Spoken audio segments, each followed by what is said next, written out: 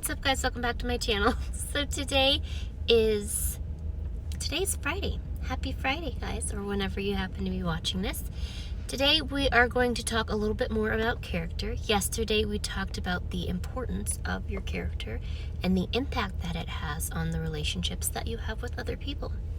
We talked about some good character traits and some bad or unattractive character traits, we should say. And the interesting thing about that is even bad character traits can be attractive, but maybe not to the type of person that you want to attract to yourself. So we want to make sure that we're attracting the right type of friend and the right type of partner, that we have character that is in alignment with the people we want to have relationships with. So today we're going to take a little bit of a deeper dive into those negative character traits, and then tomorrow we will talk a little bit more about positive character traits and why is that important. So let's go. Trait number 1 is arrogance.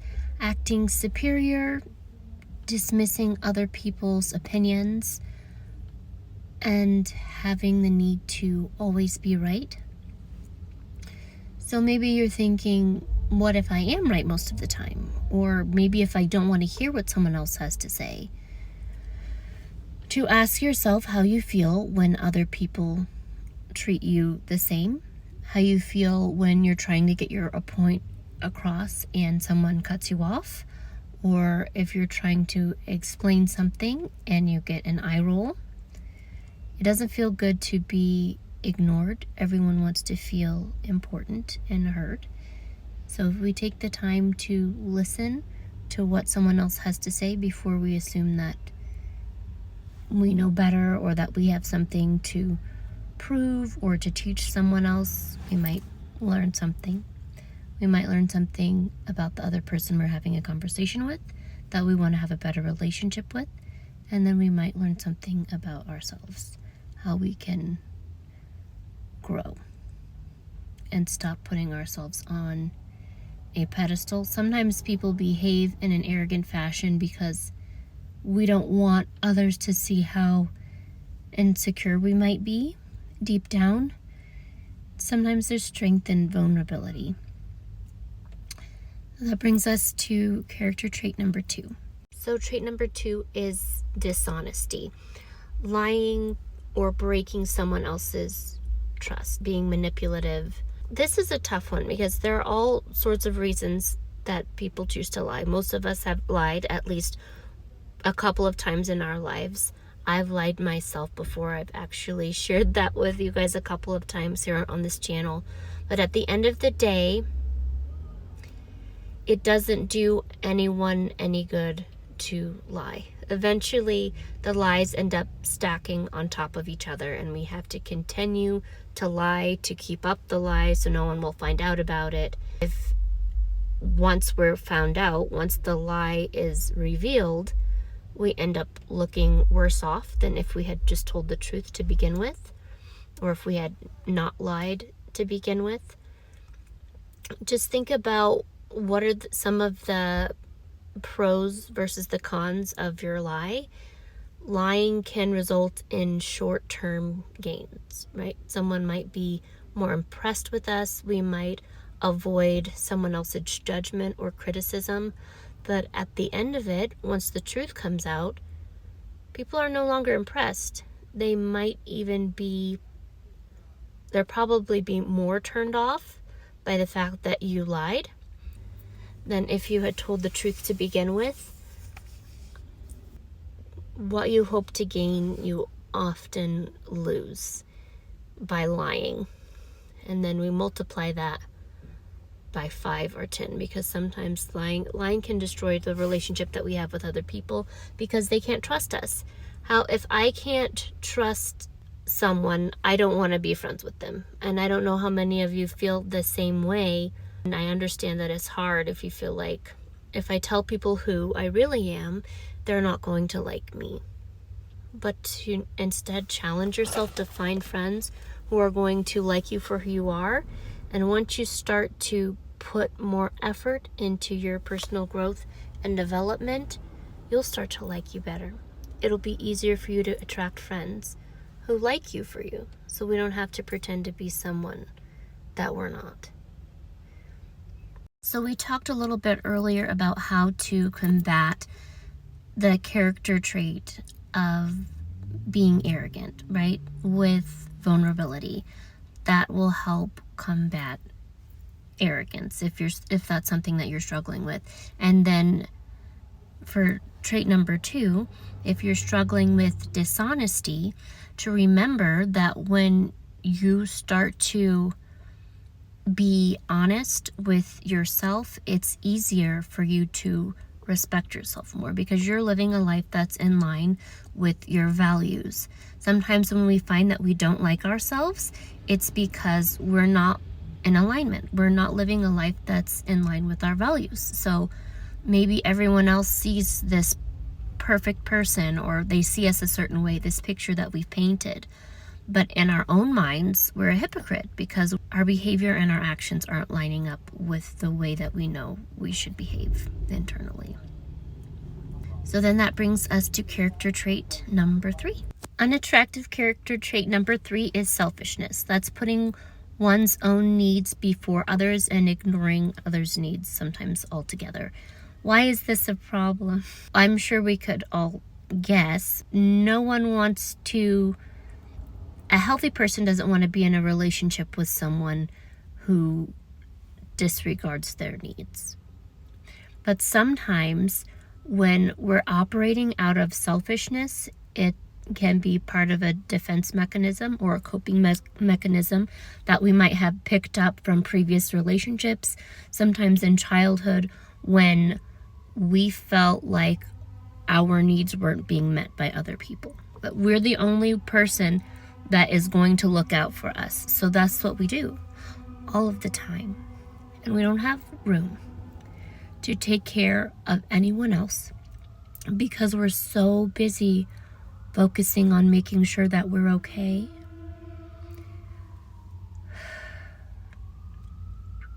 Any one of these could be a reason to consult with a mental health and wellness professional.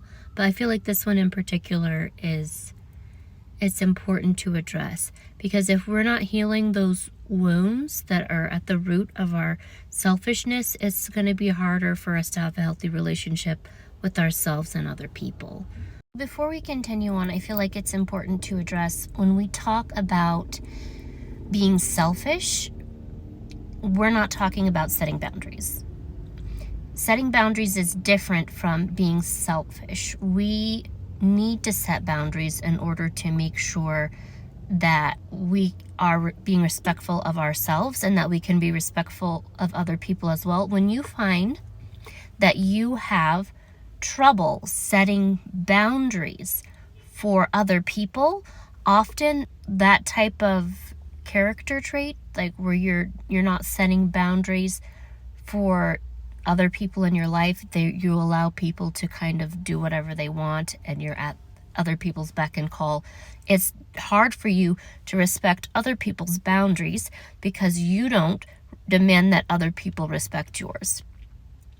And then also when we're talking about being vulnerable, we want to be wise about that. We're not just opening ourselves up to anyone who would like to take up our time or have a relationship with us.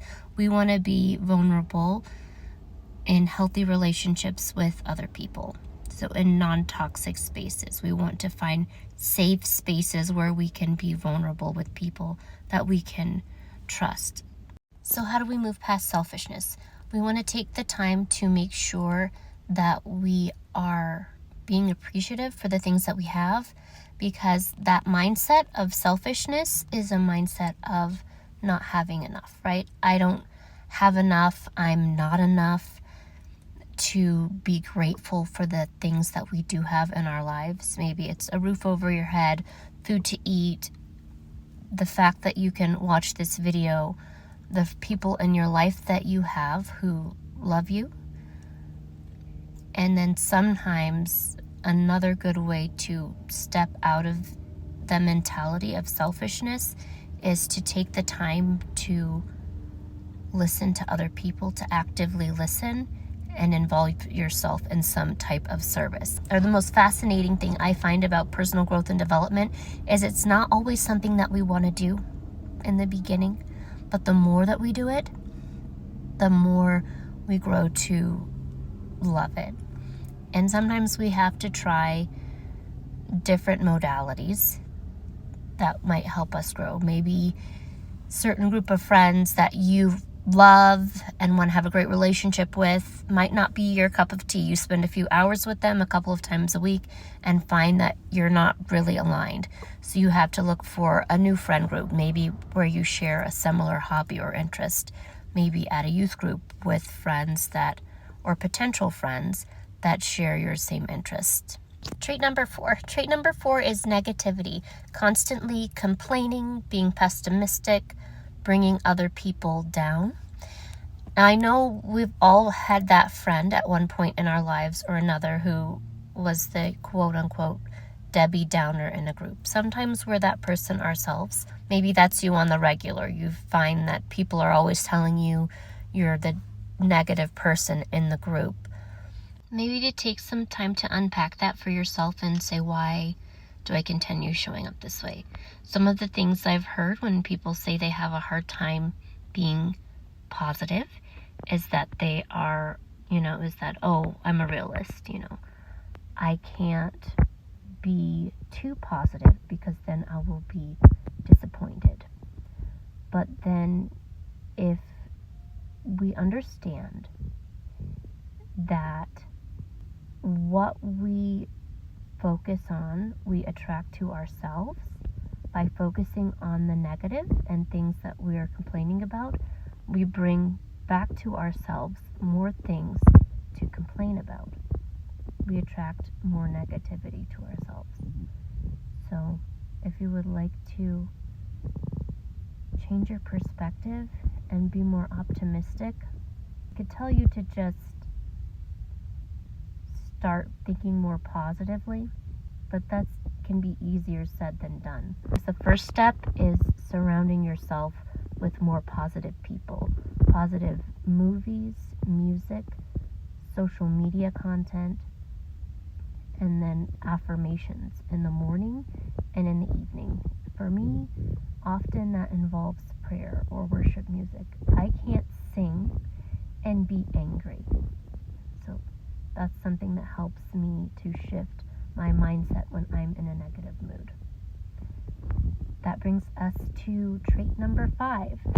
Trait number 5. Trait number 5 is laziness or lack of motivation. And there are a number of reasons why we might be showing up this way. Sometimes it's because we are sad, right? Sometimes sadness or depression can be debilitating. And then other times we feel lack of motivation because we're not interested or because we are a perfectionist and we don't want to move unless we're sure that we can start or we can finish whatever we start, or after we start the thing that we can finish it and it's going to be, quote unquote perfect or pure excellence.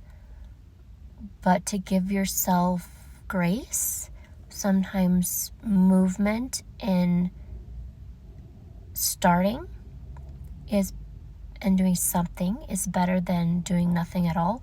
I know one of the coaches, I wish I could remember his name right now, maybe I'll have to link it below, but that's what he would say is like action is better than inaction often, especially when it comes to trying to achieve your goals, that doing something small is still doing something. It's still moving forward. It's still taking one step. It doesn't have to be a mile every day.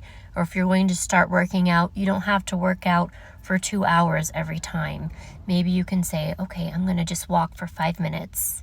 And then you look up and that 5-minute walk motivates you to walk for another 25 minutes. But to give yourself grace that everything doesn't have to be perfect all the time. And if we're sad, we don't have to be sad alone. We don't have to deal with those problems by ourselves. We live in a world where help is at your fingertips if you need it. You just have to reach out and ask for it, to take that first step. So that brings us to trait number 6, insecurity. Constantly seeking validation, being jealous. Why am I jealous? Because I feel like I'm not enough. And why do I seek validation? Because, again, feeling that I'm not enough. I want someone from the outside to tell me that I'm enough, that I'm going to be okay. And when we have a healthy relationship with God, God validates us, right? So you can validate yourself. I validate myself in Christ and through the relationship that I have with Him, understanding that all have sinned and fallen short of the glory of God, understanding that none of us are perfect, but by God's grace, I am loved, and I can show other people that same love. So I don't have to be perfect, because no one's perfect, right? We don't have to be exceptional or try to reach some unreasonable expectation that might have been set for us by, it might be a spouse, it might have been a parent when we were younger, but to set your own standard for how you want to live your life that's in line with God's will and not in alignment with someone else's vision of what your life should look like necessarily. Because if we run around trying to please other people all the time, someone's always going to be disappointed, because people want different things for you. What does God want for you? Who does God say you are? What do you enjoy without taking someone else's opinion, needs, or validation into consideration? Because you know who you are, right? That we are sanctified and set apart, that we do not have to be conformed unto this world, but we can be transformed by the renewing of our mind. So we're living a life that's in line with our values and our morals. We don't have to worry about what other people are thinking of us all the time, because that's exhausting. I can tell you, I've lived like that before. It is exhausting. You cannot please everyone, but you can please God. You can follow the path that God has asked you to walk for your life and your purpose, in that you will find purpose and peace. Trait number 7 is entitlement. It's expecting something without having earned it. This can also be tricky. Sometimes this comes from growing up and having things given to us without having to put in any work. But life is about putting in the work. Anything worth having in life requires putting in some effort. Otherwise, we find ourselves feeling unmotivated, maybe lethargic, because what's the point, right? I'm feeling like, what's the point as we go through our day-to-day, because there's no challenge in anything. Everything is just given to us. But if you take the time to challenge yourself and try new things that require your effort, and tell yourself, okay, I'm going to try this new thing, and it's going to take me however long it's supposed to take you to do some research on that, and then multiply that by 2, and tell yourself that you're going to stick it out until you finish doing the thing. And then once you accomplish your goal, see how that makes you feel. Number 8 is lack of empathy. So feeling indifferent to other people's hurts or their struggles. This is an attachment style issue. You'll have to excuse me if I got a little bit excited, but this is something that another coach and I had unpacked a little bit about a month or so ago. So I have some videos here on that as well on my channel. His name is Greg Kurth, and then there are also some great books on understanding your attachment style that can really help you to start to unpack what happened in your past that's causing you to have the attachment style that you do, and then to work together with a good therapist to start to heal those wounds, so you can be more sensitive to other people in your life. Sometimes we lack empathy because we haven't been shown how to have empathy for other people, or we grew up and we could act out and mistreat other people and there was no consequence. So sometimes if we're being enabled to exhibit selfish behavior without a consequence, even if it's something small like having a toy taken away or being put in timeout, there has to be a consequence for behavior. People should know when they're hurting or upsetting someone else by receiving that same feeling, if that makes sense. So if I'm making someone feel left out and then my parent puts me in timeout for 5 minutes and I can see how my actions hurt someone else because now I'm uncomfortable. Maybe now I understand better how my behavior affects other people. So we can't go back in time and change the way that we were raised, but if we understand some of the factors that contribute to our behavior as adults, it's easier for us to find the proper path to reprogram our minds and start to heal from those events, to help us to shift our perspective, so to speak, this subconscious perspective that's caused us to show up in a way that maybe appears that we lack empathy. We can't understand another person's point of view. And sometimes that can also be improved by active listening. You can better understand how someone else is feeling if you take the time to listen. So that brings us to character trait number 9 is rudeness, being disrespectful or dismissive, being inconsiderate of other people. So it's funny because this character trait in particular stood out to me as the result of modeling, but all of these character traits might be tied to modeling, but rudeness in particular, especially if you're seeing this behavior in children or you noticed it in yourself as an adolescent, that you would be rude to people, to take a look at some of the attachments or relationships that you had with people in your younger years, or maybe even a personal relationship that you've had with someone in your adult life where maybe they were insensitive to your feelings, where they might have been rude with you and you told yourself that that was okay, right? Instead of standing up for ourselves, we internalized that, and then that's how we started to treat ourselves, with inconsideration and disrespect,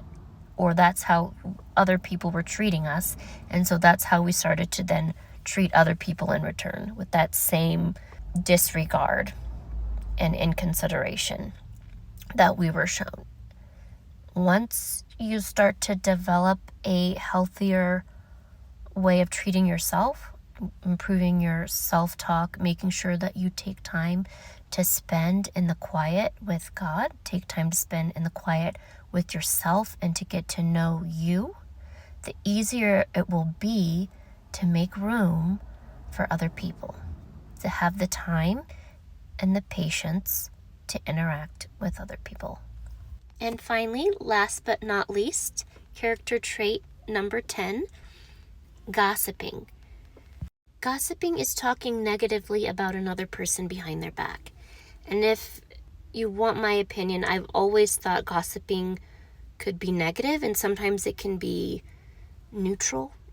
It might seem like the information that we're sharing isn't really going to hurt anyone. But if you're sharing something about someone else who's not present that you couldn't say to their face, or that you wouldn't say about them to this other person if they were present, does it really need to be said? So if we're looking at the Word of God, accept what is helpful for building up another person according to their needs, that it may benefit all who listen.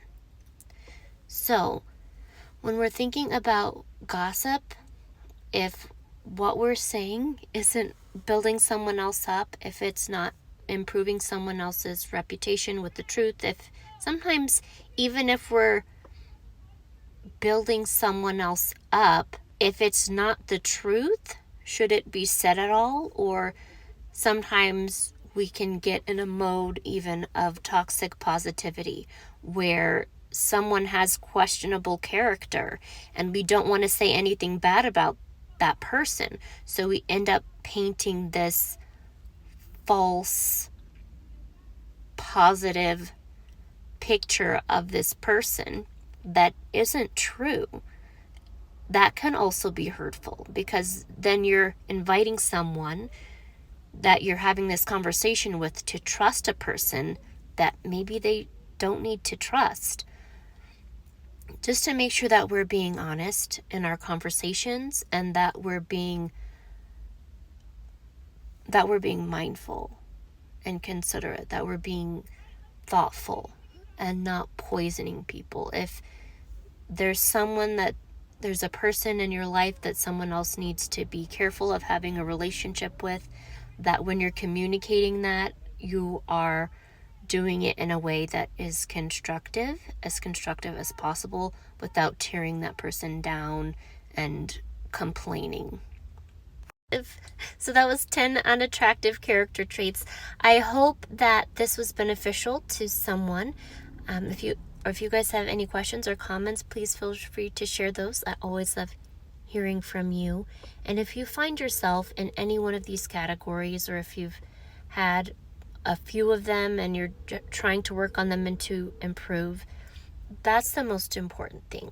We all start from somewhere, but the goal is to continue to learn and grow and to give yourself grace throughout that process. I love you guys. Thank you so much for watching, and I hope to see you in the next video. Bye, guys.